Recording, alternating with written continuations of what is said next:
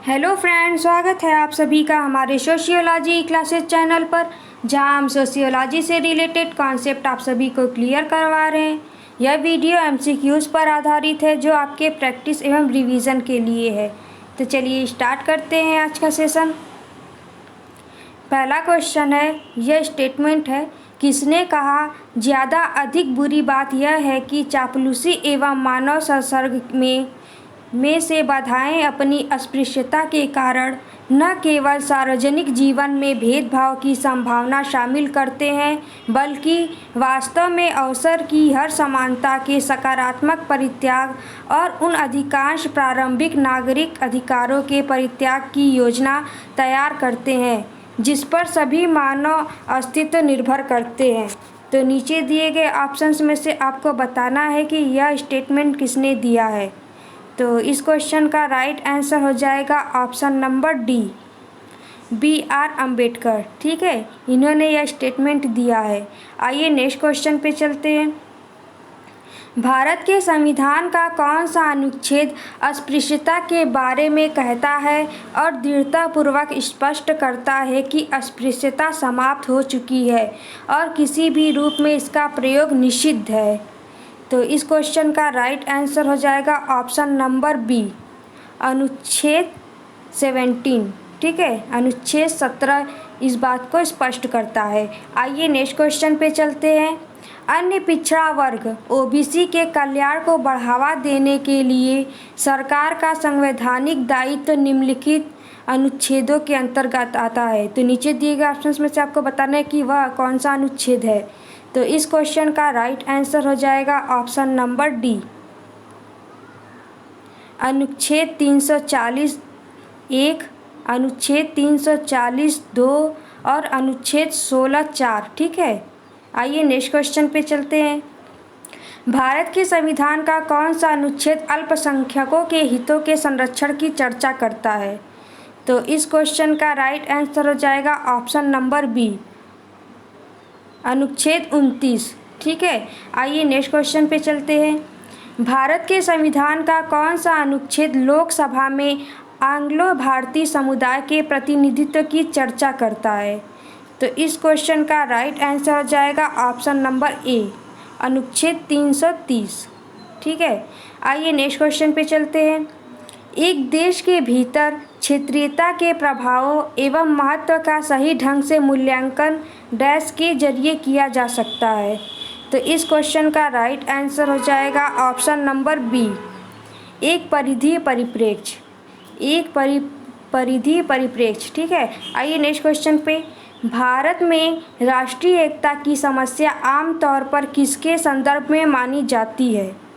तो इस क्वेश्चन का राइट आंसर हो जाएगा ऑप्शन नंबर डी, सांप्रदायिक रूप से प्रभावित संवेदनशीलताएं। ठीक है, आइए नेक्स्ट क्वेश्चन पे चलते हैं। लुईस ड्यूमांट के अनुसार यह स्पष्ट है कि अछूत की अशुद्धता है। तो इस क्वेश्चन का राइट आंसर हो जाएगा ऑप्शन नंबर डी, ब्राह्मणों की पवित्रता से धारणात्मक रूप से अभिन्न। ठीक है, इन्होंने शुचिता एवं प्रदूषण की अवधारणा दी है। कई बार एग्जाम में पूछा जाता है शुचिता एवं प्रदूषण। ठीक है, आइए नेक्स्ट क्वेश्चन पे चलते हैं। अनुसूचित जातियों का प्रयोग एक सरकारी लेबल के रूप में किया जाता है क्योंकि यदि उनकी जाति सरकारी अनुसूची में सूचीबद्ध होती है तो इस क्वेश्चन का राइट आंसर हो जाएगा ऑप्शन नंबर बी, जाति के सदस्य सकारात्मक कार्यवाही के कई लाभों एवं संरक्षणों के लिए पात्र बन जाते हैं। ठीक है, आइए नेक्स्ट क्वेश्चन पे चलते हैं। आदिवासी समाज में ईसाई धर्म प्रचारकों की गतिविधियों और राष्ट्रीय स्वयंसेवक संघ तथा विश्व हिंदू परिषद जैसे संगठनों द्वारा प्रचार ने डैश उत्पन्न किया है? तो इस क्वेश्चन का राइट आंसर हो जाएगा ऑप्शन नंबर डी, उनके लिए महान भ्रम और संघर्ष। ठीक है, उनके लिए महान भ्रम और संघर्ष। आइए नेक्स्ट क्वेश्चन पे चलते हैं। विपिन चंद्र के अनुसार सांप्रदायिकता एक विचारधारा है और इस संदर्भ में विचारधारा का अर्थ है। तो इस क्वेश्चन का राइट आंसर हो जाएगा ऑप्शन नंबर सी, समाज, अर्थव्यवस्था और राजनीति के बारे में कुछ मान्यताओं पर आधारित विश्वास प्रणाली। ठीक है, आइए नेक्स्ट क्वेश्चन पे चलते हैं। जाति विकलांगता निष्कासन अधिनियम किस वर्ष पारित किया गया? तो इस क्वेश्चन का राइट आंसर हो जाएगा ऑप्शन नंबर डी, 1850 ईस्वी। ठीक है, आइए नेक्स्ट क्वेश्चन पे चलते हैं। कौन सा अनुच्छेद अनुसूचित जनजाति के कल्याण को बढ़ावा देने के लिए एक बेहतर प्रशासन प्रदान करने हेतु राज्य सरकारों को केंद्र सरकार द्वारा विशेष राशि की स्वीकृति प्रदान करने का प्रावधान करता है? तो इस क्वेश्चन का राइट आंसर हो जाएगा ऑप्शन नंबर ए, अनुच्छेद 275। ठीक है, अनुच्छेद 275। आइए नेक्स्ट क्वेश्चन पे चलते हैं। निम्नांकित में से कौन आधुनिक विज्ञान का अध्ययन करने के लिए द्वंद्वात्मक भौतिकवादी दृष्टिकोण का उपयोग करते हैं? तो इस क्वेश्चन का राइट आंसर हो जाएगा option number C, J D. Barnwal. ठीक है, सिर्फ द्वंद्वात्मक भौतिकवाद की बात हो तो वह कार्ल मार्क्स होंगे। ठीक है, आइए नेक्स्ट क्वेश्चन पे चलते हैं। पहेली सुलझाने के रूप में सामान्य विज्ञान के साथ कौन संबंधित है?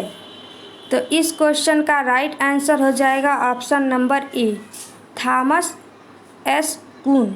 ठीक है, थॉमस एस कून। आइए नेक्स्ट क्वेश्चन पे चलते हैं।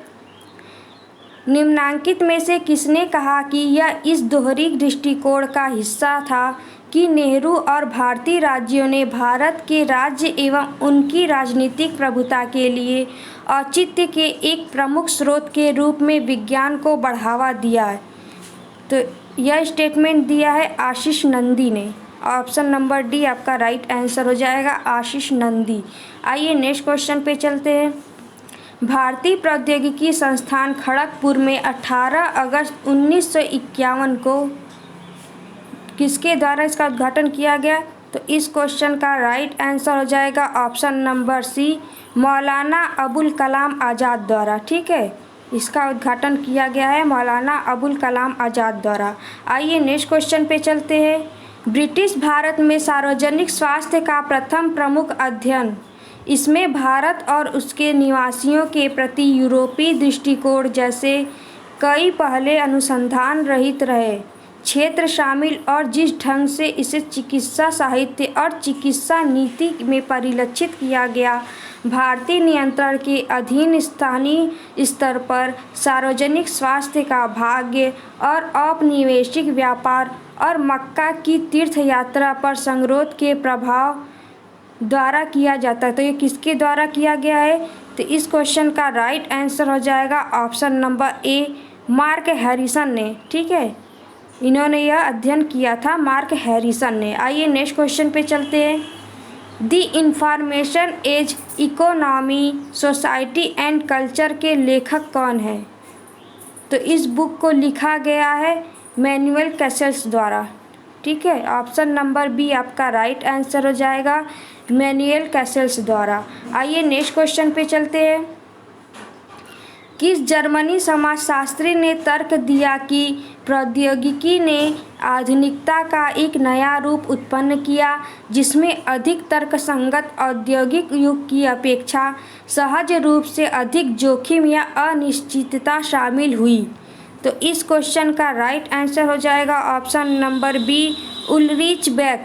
इन्होंने रिस्क सोसाइटी अवधारणा यानी कि जोखिम समाज की अवधारणा दी है। उलरिच बेक, कई बार एग्जाम में क्वेश्चन बन के आया भी है कि जोखिम समाज या रिस्क सोसाइटी की अवधारणा किसने दी है? तो उलरिच बेक आपका राइट आंसर हो जाएगा। आइए नेक्स्ट क्वेश्चन पे चलते हैं। वैश्वीकरण के आलोचक के रूप में किसने निम्नलिखित कथन कहा? तथाकथित वैश्वीकरण का वैचारिक उत्पन्न वास्तविक में हमारी ऐतिहासिक प्रणाली का अंतिम प्रयास है। तो यह स्टेटमेंट आपके दिया गया है ऑप्शन नंबर सी, इमैनुअल वालरस्टीन। ठीक है, आइए नेक्स्ट क्वेश्चन पे चलते हैं। किसने वैश्वीकरण के समाजशास्त्र के पक्ष में तर्क दिया जो राजनीति, अर्थव्यवस्था और साथ में शक्ति असमानता और संघर्ष को शामिल करता है? तो इस क्वेश्चन का राइट आंसर हो जाएगा ऑप्शन नंबर सी, पियरे बोर्दियू। ठीक है, पियरे बोर्दियू आपका राइट आंसर हो जाएगा। आइए नेक्स्ट क्वेश्चन पे चलते हैं। उदारीकरण का अर्थ है, तो नीचे दिए गए ऑप्शंस में से आपको राइट आंसर चॉइस करना है। तो इस क्वेश्चन का राइट आंसर हो जाएगा ऑप्शन नंबर ए, मुक्त बाजार अर्थव्यवस्था जिसमें राज्य का कम से कम नियंत्रण हो और निजी उद्यम को अधिक से अधिक स्वतंत्रता हो। ठीक है, यह उदारीकरण है। आइए नेक्स्ट क्वेश्चन पे चलते हैं। 10वां WTO मंत्री स्तरीय सम्मेलन WTO का आयोजन हुआ, तो यह आयोजन हुआ था आपके केन्या में। ठीक है, केन्या में। WTO का जो है स्थापना कब हुआ था, तो इसकी स्थापना हुई थी 1995 में जिनेवा स्विट्ज़रलैंड में इसका मुख्यालय है। ठीक है, जिनेवा स्विट्ज़रलैंड में इसका मुख्यालय है। और WTO का फुल फॉर्म होता है वर्ल्ड ट्रेड ऑर्गेनाइजेशन, जिसे हिंदी में कहते हैं विश्व व्यापार संगठन। ठीक है, आइए नेक्स्ट क्वेश्चन पे चलते हैं। कौन सा देश WTO के 164वें सदस्य के रूप में जुड़ा है, तो इस क्वेश्चन का राइट आंसर हो जाएगा ऑप्शन नंबर बी, अफ़गानिस्तान। ठीक है, अफ़गानिस्तान। तो आज की वीडियो आप सभी को कैसी लगी इसे कमेंट बॉक्स में ज़रूर बताइए।